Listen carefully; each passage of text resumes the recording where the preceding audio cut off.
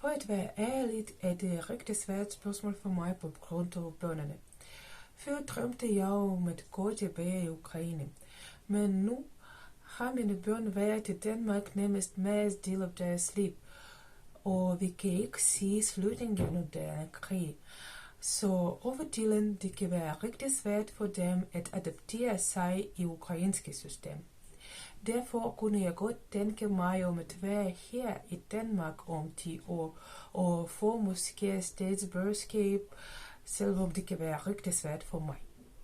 Selvfølgelig har jeg planer om at finde stabilt arbejde på min fag, men først og fremmest skal jeg bestoppe det træ og begynde at snakke dansk i hverdagen.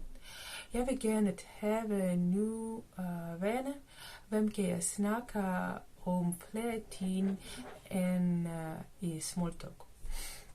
Jeg drømmer også om at rejse meget udlandet, fordi det er meget spændende, og jeg synes, at det hjælper os at blive bedre end vi er.